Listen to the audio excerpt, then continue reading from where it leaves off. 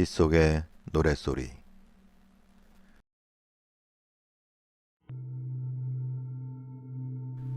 오늘의 이야기는 일본의 한 초등학생이 직접 겪은 무서운 이야기입니다. 그날 초등학생 하야코는 과제를 제출하지 않아서 혼자 남아 밀린 과제를 모두 하고 나서야 집에 귀가를 할 수 있었습니다.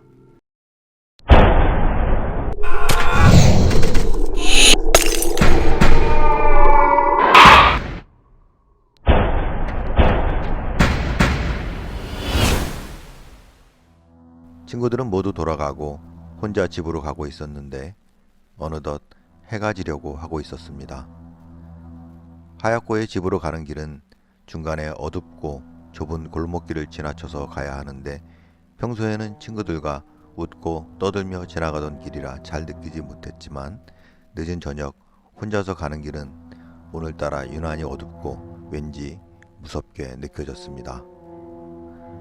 골목길의 중간쯤 가고 있을 때 하야코는 골목 한쪽 구석에서 하얀 옷을 입고 흐느적거리며 춤을 추고 있는 아주머니 한 분을 볼 수 있었습니다.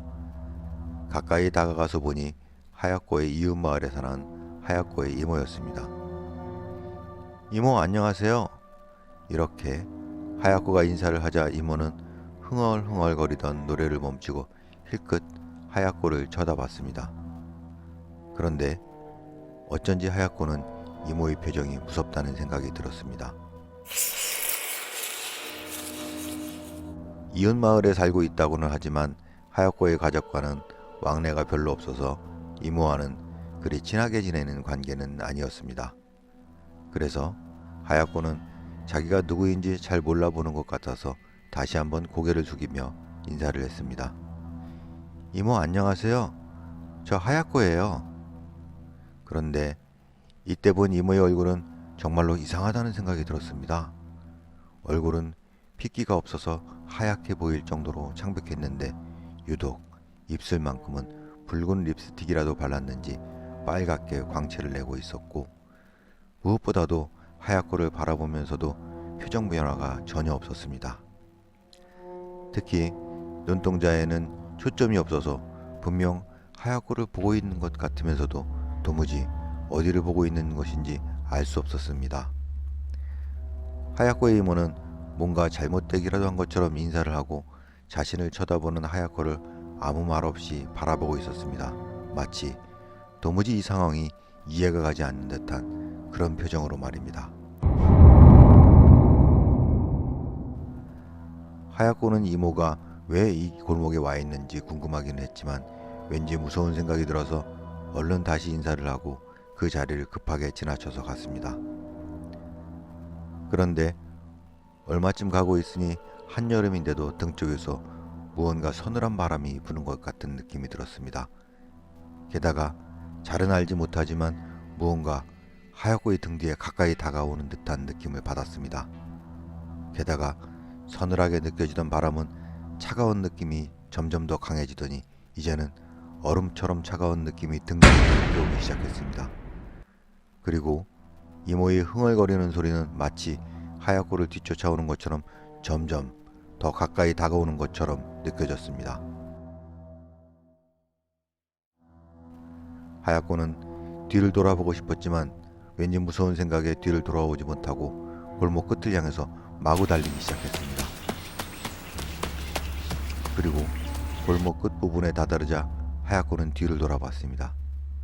그런데 조금 전까지만 해도 골목 안쪽에서 들려오던 이모의 흥얼거리는 노랫소리가 갑자기 사라졌고 골목 안쪽 어디에도 이모의 모습은 보이지 않았습니다.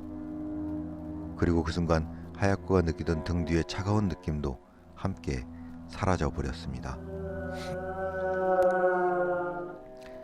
하야코는 무서운 생각에 서둘러 집으로 돌아갔고 집에서는 하야코의 어머니가 귀가가 늦어지는 하야코를 걱정스러운 마음으로 기다리고 있었습니다. 하야코는 생각보다 훨씬 더 어두워진 거리를 달려오면서 이상하다고 생각을 했는데 집에 돌아와서 시계를 보고는 깜짝 놀라고 말았습니다.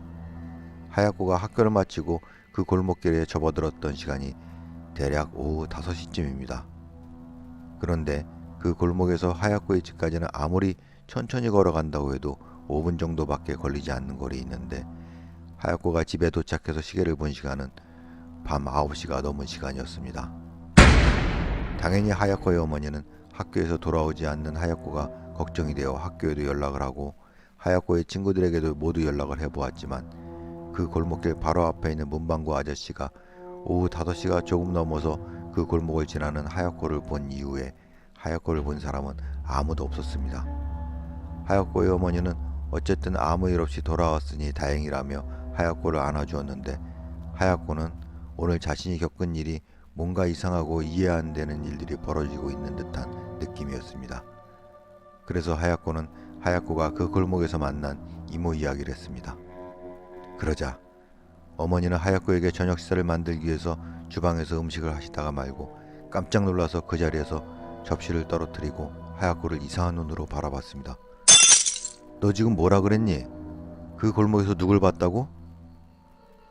엄마 왜 그래? 하루미 이모를 만났어. 너 정말 하루미 이모를 만났어? 누구를 잘못 본 거 아니야? 분명하게 얘기해야 돼. 네가 그 골목에서 본 것이 정말 하루미 이모야? 하야코의 엄마는 하야코의 양 어깨를 꽉 움켜잡으며 두 눈을 부릅뜨고 하야코를 바라보며 하야코에게 확실하게 이야기하라고 다그쳤습니다. 엄마 왜 그래? 나 무서워. 분명 하루미 이모였어. 이모가 맨날 부르던 그 노래를 흥얼거리면서 골목에서 춤을 추고 있었다니까. 하야코의 엄마는 갑자기 표정이 어두워지더니 하야코를 안아주면서 이야기했습니다. 하야코, 지금부터 엄마 이야기를 잘 들어. 이 이야기는 절대로 다른 사람들에게는 이야기하면 안 돼. 알겠니? 이렇게 시작된 하야코의 어머니가 해주신 이야기는 정말 놀라운 이야기였습니다.